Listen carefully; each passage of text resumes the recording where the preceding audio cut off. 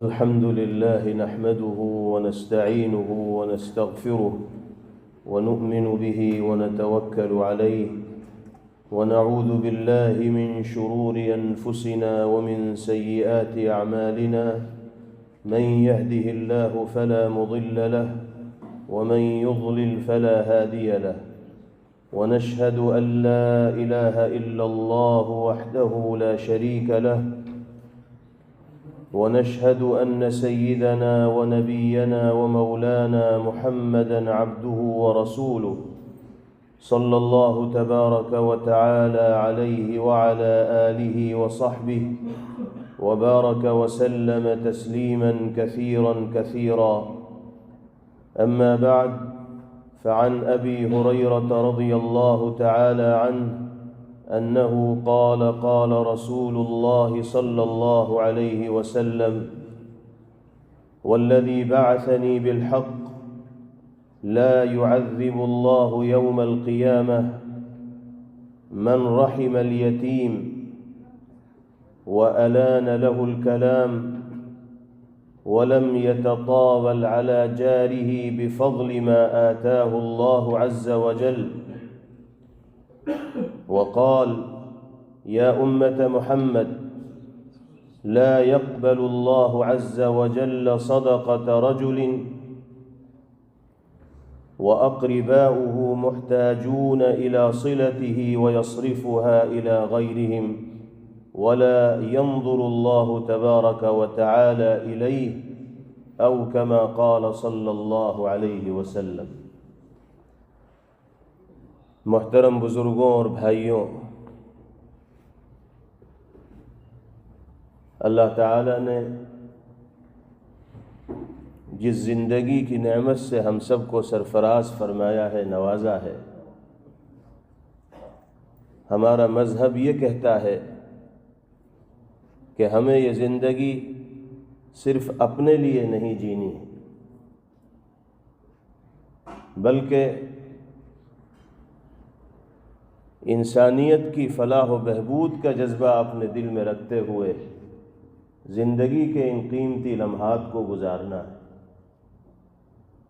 اللہ تعالیٰ نے جن نعمتوں، دولتوں اور صلاحیتوں سے ہمیں مالا مال فرمایا ہے، ہم اپنے وجود کے لیے، اپنی ذات کے لیے ان نعمتوں اور صلاحیتوں کا استعمال کرتے ہی ہیں، لیکن اللہ کے حبیب صلی اللہ تعالی علیہ وسلم کا مبارک عمل اور آپ کا پاکیزہ طریقہ یہ بتاتا ہے کہ ان صلاحیتوں اور دولتوں کا استعمال دوسروں کے فائدے کے لیے بھی انسان کو کرنا چاہیے، دوسروں کو نفع پہنچانے کے لیے بھی انسان کو کرنا چاہیے۔ اگر ہم زندگی صرف اپنے لیے جی رہے ہیں، کسی اور کی فکر، کسی اور کی نگہداشت، کسی اور کی زندگی میں خوشی اور مسرت کے چراغ جلانے کے جذبے ہمارے دل کے اندر نہیں ہیں، تو ہم کوئی کمال اس دنیا کے اندر کرنے والے اللہ کی نگاہ میں قرار نہیں دیے جائیں گے، بارگاہ الہی میں تقرب کا مقام حاصل کرنے میں کامیاب نہیں ہو پائیں گے۔ سرکار دو عالم جناب محمد الرسول اللہ صلی اللہ تعالی علیہ وسلم کی پاکیزہ زندگی قیامت تک آنے والے انسانوں کے لیے مشعل راہ ہے۔ حضور پاک علیہ السلام کی حیات طیبہ پر غور کیا جائے تو یہ محسوس ہوتا ہے کہ آپ نے اپنی پوری زندگی کو اعلاء کلمت اللہ کے لیے، دینی خدمات کے لیے اور انسانیت کو فائدہ پہنچانے کے لیے وقف کر دی تھی۔ اپنی ذاتی ضروریات کی تکمیل کی اتنی فکر پیغمبر علیہ السلام کو نہیں ہوتی تھی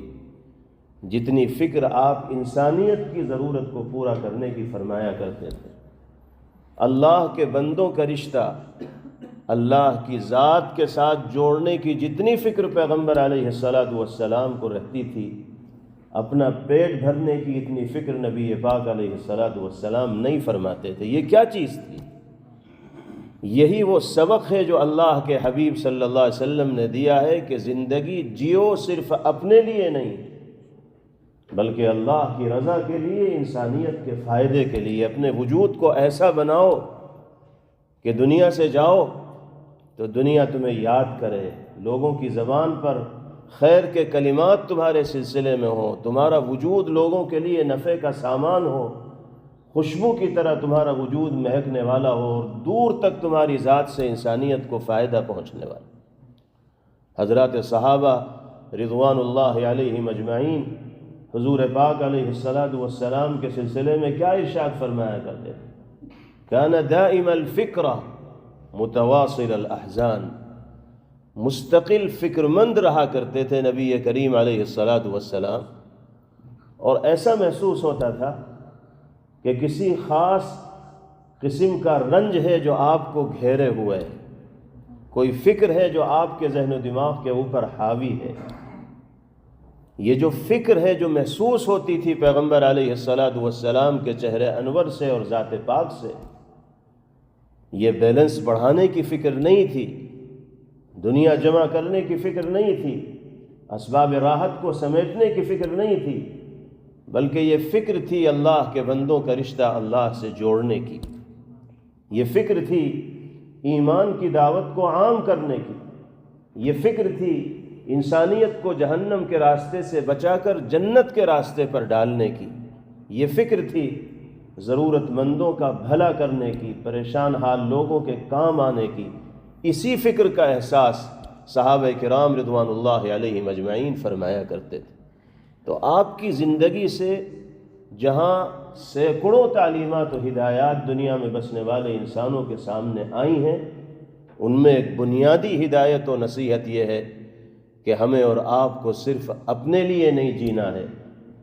بلکہ اپنی ذات کے ساتھ ساتھ دوسروں کی نفع رسانی اور دوسروں کو فائدہ پہنچانے کا جذبہ بھی اپنے دل کے اندر رکھنا ہے۔ اللہ تعالیٰ نے انسان ہونے کی حیثیت سے، قبیلے کا ایک فرد ہونے کی حیثیت سے، فیملی کا ایک ممبر ہونے کی حیثیت سے، خاندان کا حصہ ہونے کی حیثیت سے مختلف ذمہ داریاں ہمارے کاندھوں کے اوپر ڈالی ہیں۔ اللہ کے کرم سے جو مال ہمارے پاس آ رہا ہے، جو دولت ہمارے پاس آ رہی ہے، جو سرمایہ ہمارے پاس آ رہا ہے، بظاہر ہم اس کے مالک ہیں، ہم محنت کرتے ہیں، اللہ اس محنت کو کامیابی تک پہنچاتے ہیں، نتیجہ سامنے آتا ہے، سرمایہ ہمارے پاس آتا ہے، دیکھنے میں ہم اس کے مالک ہیں، لیکن اللہ تعالیٰ نے اس میں بہت سوں کے حصے بانٹ رکھے ہیں، جس کا جو حصہ ہے ہمارے ذریعے سے اس تک وہ حصہ پہنچنا چاہیے۔ اگر ہم گھر کے ذمہ دار ہیں تو بیوی بچوں کا نفقہ اور خرچہ ہماری ذمہ داری ہے، جائز اور حلال طریقے سے کمائی کر کے جو مال ہم اپنے پاس جمع کر رہے ہیں اس میں بیوی کا بھی حصہ ہے، بچوں کا بھی حصہ ہے، اور شرعی تقاضوں کے مطابق اس حصے کو دینا لازمی اور ضروری ہے، اور اللہ تعالیٰ اس حصے کو دینے پر بھی انسان کو اجر و ثواب کا مستحق قرار دیں گے۔ جناب رسول اللہ صلی اللہ تعالی علیہ وسلم نے ارشاد فرمایا کہ سب سے بہترین صدقہ، افضل ترین صدقہ وہ ہے کہ جو انسان اپنے گھر والوں کے اوپر خرچ کرتا ہے، بیوی بچوں کی جائز ضروریات کے اوپر خرچ کرتا ہے، اگرچہ یہ ہماری ذاتی ضروریات ہیں لیکن اس کے باوجود اللہ رب العزت والجلال نے ان ضروریات میں خرچ کرنے پر صدقے کے ثواب کا وعدہ جناب رسول اللہ صلی اللہ علیہ وسلم کے ذریعے فرمایا ہے۔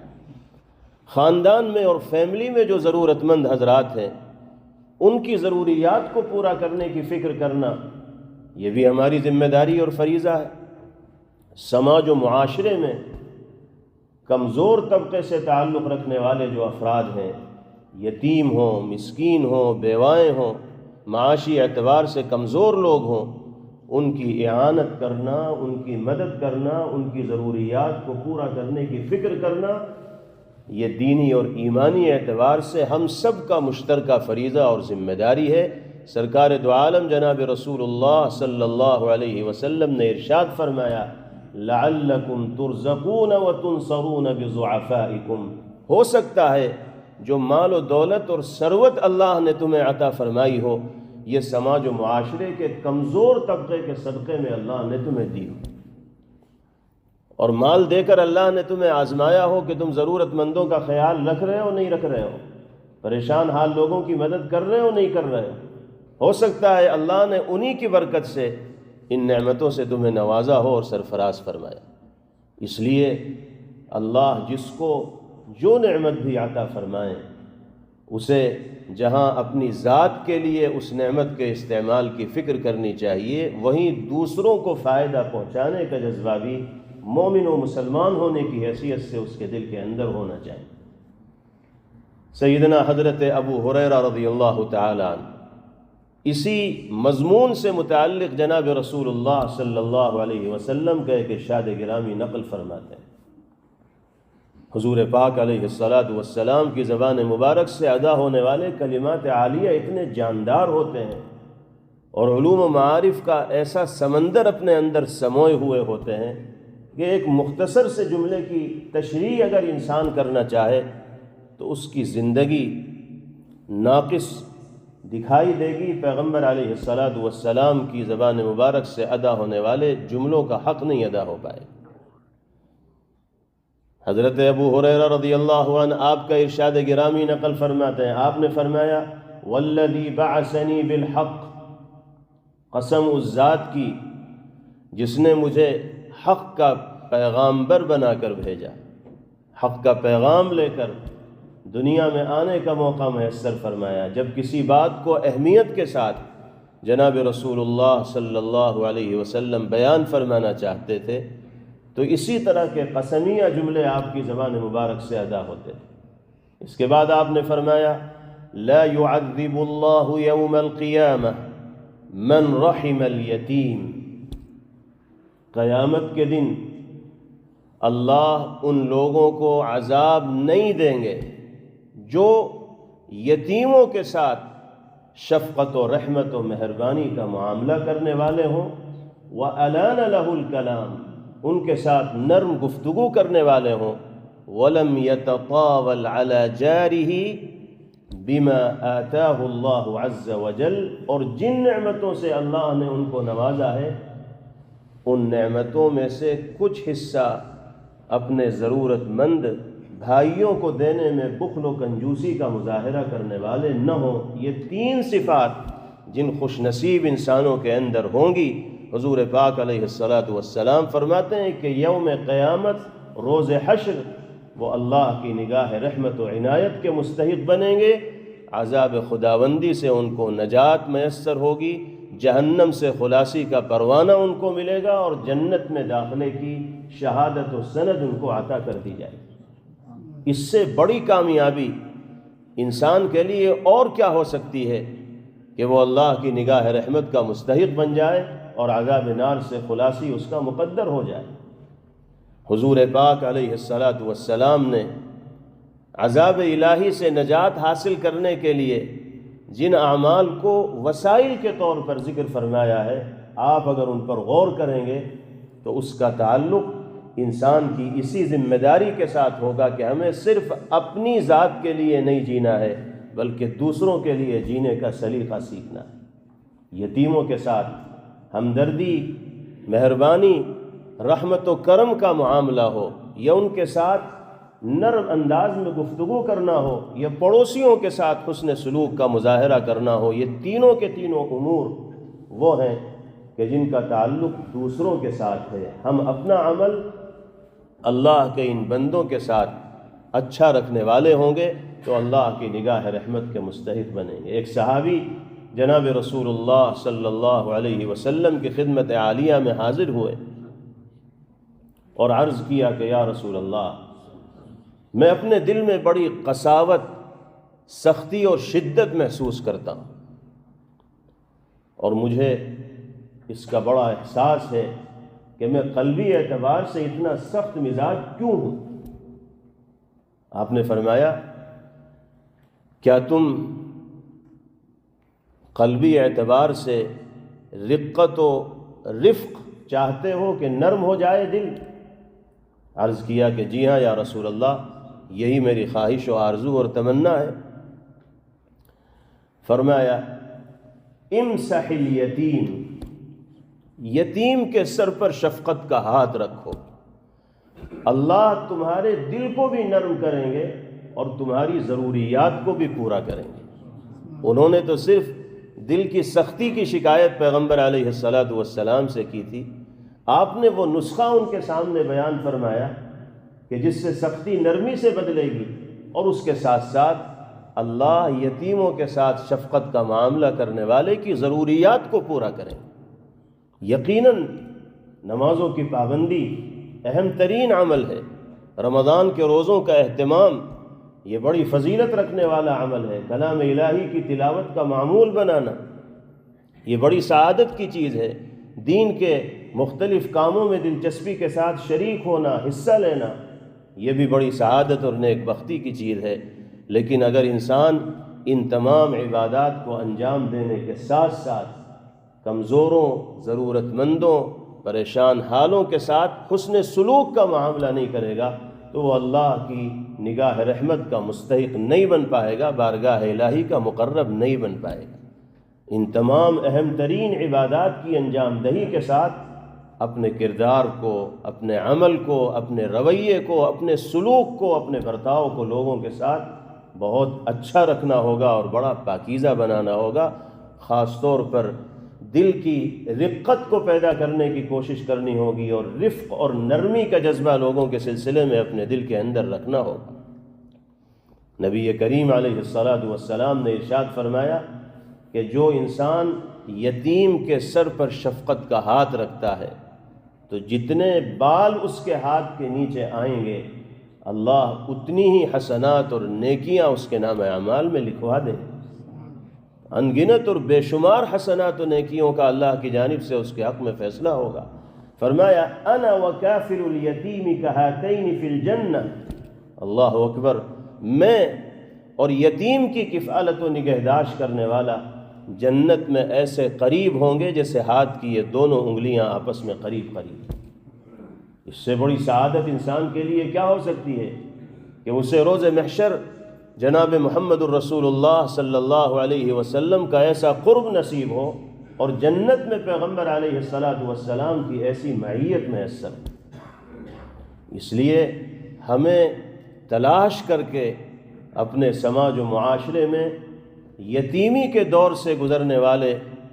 لوگوں کی نگہداشت اور نگرانی کا فریضہ انجام دینا چاہیے۔ اس تلاش میں نہ رہنا چاہیے کہ کوئی ضرورت مند یتیم ہمارے پاس آئے گا اور ہم اس کی ضرورت پوری کریں گے۔ ہمیں ایسے ضرورت مندوں کی تلاش میں رہنا چاہیے، کیونکہ اگر ہمارے ذریعے سے ان کی اعانت ہوگی تو اس کا نفع ہمیں اور آپ ہی کو میسر ہوگا، اس کا نتیجہ ہماری اور آپ ہی کی زندگی میں کامیابی کی شکل میں اللہ کی جانب سے ظاہر کیا جائے گا۔ ایک ایمان والے کے لیے، ایک انسان کے لیے کسی ایک ضرورت مند اور یتیم کی کفالت کر لینا، ان کے خرچے کی ذمہ داری لینا کوئی مشکل کام نہیں۔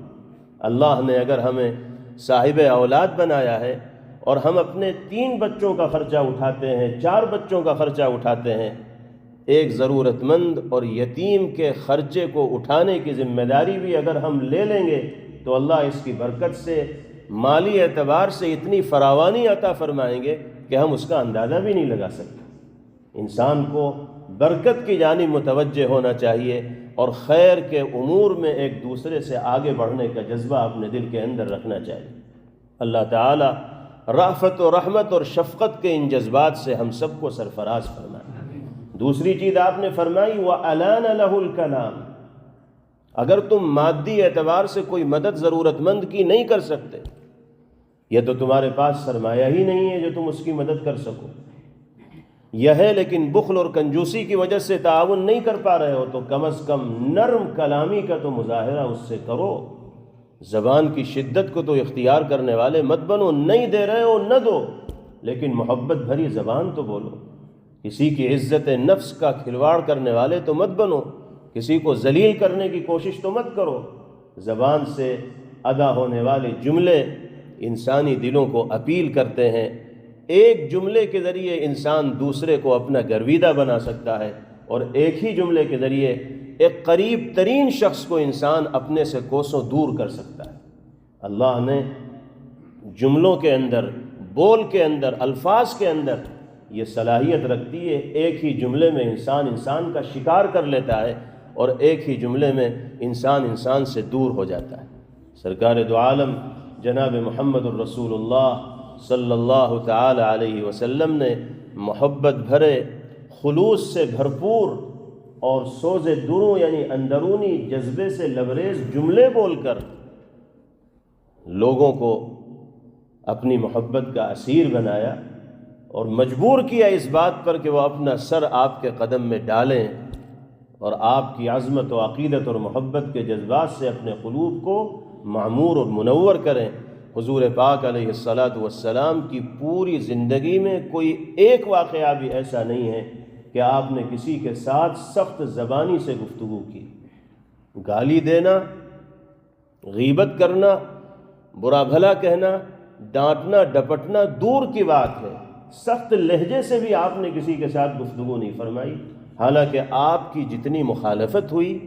آپ کو دشمنوں سے جتنا سابقہ پڑا اور آپ کی راہ میں جتنے روڑے ڈالے گئے، آپ کو جتنا ستایا گیا، پریشان کیا گیا، نہ آپ سے پہلے کسی کو اتنی آزمائشوں کا سامنا کرنا پڑا اور نہ آئندہ کسی کو کرنا پڑ سکتا۔ لیکن اس کے باوجود کبھی آپ نے اپنی زبان کو بے لگام نہیں ہونے دیا، اور جو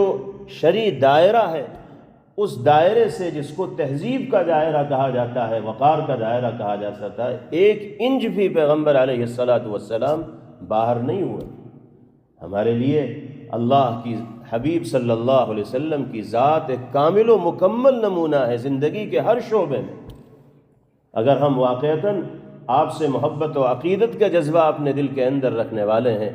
تو نرم کلامی کا ہمیں عادی بننا ہوگا، مہذب گفتگو کرنے کا مزاج بنانا ہوگا، سخت کلامی سے، ڈانٹ ڈپٹ سے، ترشروئی سے، بد سلیقگی سے اور بد تہذیبی سے دور ہو کر ہمیں زندگی گزارنی پڑے گی۔ اور آخری چیز حضرت نے ارشاد فرمائی کہ اگر یہ چاہتے ہو کہ قیامت کے دن عذاب الہی کا سامنا نہ کرنا پڑے اور جہنم سے خلاصی کا پروانہ تمہیں مل جائے، تو جو نعمتیں اللہ نے عطا فرمائی ہیں ان میں سے کچھ حصہ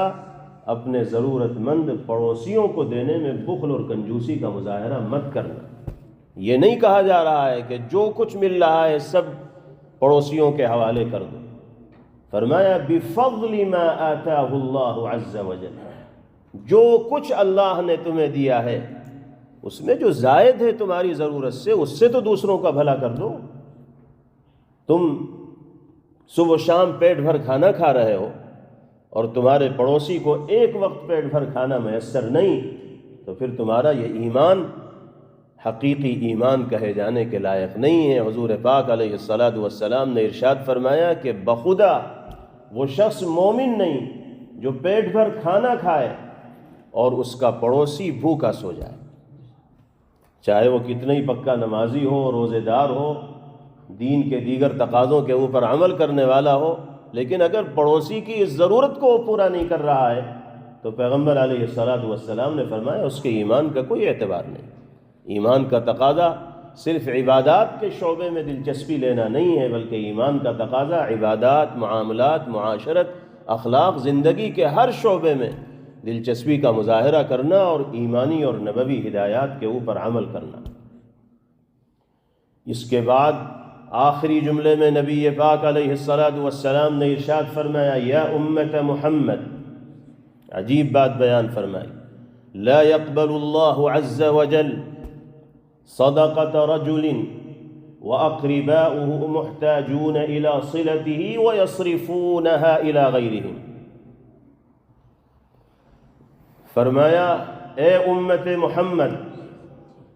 کان کھول کر سن لو، قسم اس ذات کی جس نے مجھے حق کا پیغمبر بنا کر بھیجا ہے، اللہ ایسے لوگوں کے صدقات کو قبول نہیں فرمائیں گے جن کے رشتہ دار ان کی جانب سے صلہ رحمی کے محتاج ہیں اور یہ دوسروں کے ساتھ صلہ رحمی کرتے پھر رہے ہیں، رشتہ داروں کو بھولے بیٹھے۔ لا ينظر اللہ الیہم عز وجل، اللہ ایسے لوگوں کی طرف نگاہ رحمت نہیں فرمائے۔ صلہ رحمی کا تعلق صرف مالی تعاون کے ساتھ نہیں ہے، بلکہ ہر طرح کے اچھے سلوک اور برتاؤ کے ساتھ ہے۔ اس جملے کے ذریعے جہاں جناب رسول اللہ صلی اللہ علیہ وسلم نے یہ فرمایا کہ ہماری پہلی ذمہ داری اپنے ضرورت مند رشتہ داروں کی ضروریات کو پورا کرنے کی ہے، دوسرے ضرورت مندوں کی ضروریات کو پورا کرنے کی ذمہ داری ثانوی درجے کی ہے۔ ہمارا چچا زاد بھائی پریشان حال ہے اور ہم کسی دوسرے ضرورت مند کی مدد کر رہے ہیں، اس چچا زاد بھائی کی مدد نہیں کر رہے ہیں۔ ہماری فیملی کا کوئی ممبر پریشان حال ہے، خاندان کا کوئی فرد پریشان حال ہے، اس کی پریشانی کو دور کرنے کی فکر ہمارے دل میں نہیں ہے، اور دوسرے جن سے ہمارا کوئی قرابت داری کا تعلق نہیں ہے ان کی ضروریات کو پورا کرنے کی فکر میں ہم لگے ہوئے ہیں، تو ہم اول درجے کی چیز کو چھوڑ کر ثانوی درجے کو پورا کرنے کی کوشش کر رہے ہیں۔ یہ عقل مندی نہیں ہے۔ اگر ہر آدمی اپنے رشتہ داروں کے حوالے سے اس اعتبار سے فکر مند ہو جائے تو کسی دوسرے کو باہر والوں کے سلسلے میں سوچنے کی بھی ضرورت نہیں پیش آئی۔ ہاں ضرورت ہوگی تو یقیناً دوسروں کے سلسلے میں بھی خیر کا کام کیا جائے گا، ان کا بھی تعاون کیا جائے گا، ان کی بھی مدد کی جائے گی، لیکن اپنے ضرورت مند رشتہ داروں کی مدد کرنا یہ اولین ذمہ داری۔ جناب رسول اللہ صلی اللہ علیہ وسلم نے ارشاد فرمایا کہ ضرورت مند رشتہ دار کو صدقہ کرنا دوہرے اجر کا باعث ہے، ایک اجر تو صدقے کا اور دوسرا اجر صلہ رحمی کا، رشتہ ناتوں کا پاس و لحاظ رکھنے کا۔ یہ دوہرا اجر کسی غیر رشتہ دار کی مدد کی شکل میں انسان کو میسر نہیں ہو سکتا، چاہے کتنا ہی بڑا تعاون کیوں نہ کر رہا ہو، اور یہاں چھوٹا تعاون بھی اگر کرے گا تو دوہرا اجر اسے ملے گا، ایک صدقے کا اور دوسرے صلہ رحمی کا۔ تو ایک بات آپ نے یہ ارشاد فرمائی، صلہ رحمی کا تعلق صرف مالی تعاون کے ساتھ نہیں ہے، صلہ رحمی کا تعلق ہر طرح کے بہترین سلوک کے ساتھ ہے۔ اگر رشتہ داروں سے ہمارا جھگڑا ہے، لڑائی ہے، ان سے ہم بات کرنے کو تیار نہیں اور دوسروں سے دوستیاں گاٹھ رہے ہیں، تو ہم پیغمبر علیہ السلام کی مزاج کے خلاف کام کر رہے ہیں اور شریعت کے احکامات کے خلاف اپنی زندگی کے رخ کو متعین کر رہے ہیں۔ آپ دوسروں سے اچھے معاملات ضرور رکھیے، لیکن اپنوں سے معاملات مت بگاڑیے۔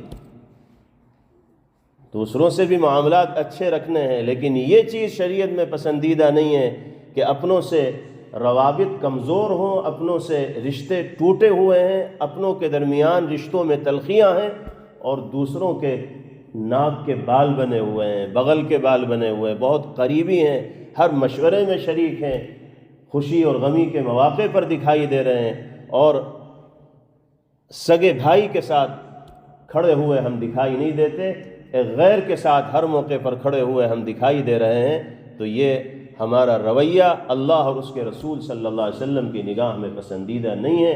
اخیر میں پیغمبر علیہ السلام نے فرمایا لا ينظر اللہ الیہم عز وجل،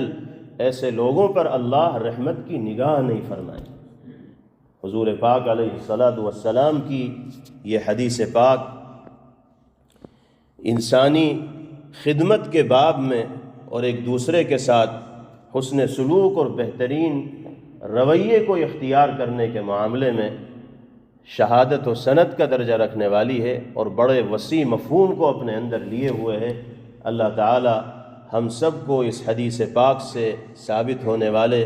مضامین کو سمجھنے کی اور اس کی روشنی میں زندگی گزارنے کی توفیق نصیب فرمائیں۔ وآخر دعوانا ان الحمد للہ رب العالمین۔ Thanks for watching. Don't forget to like, comment, share and subscribe to Al Wahid channel.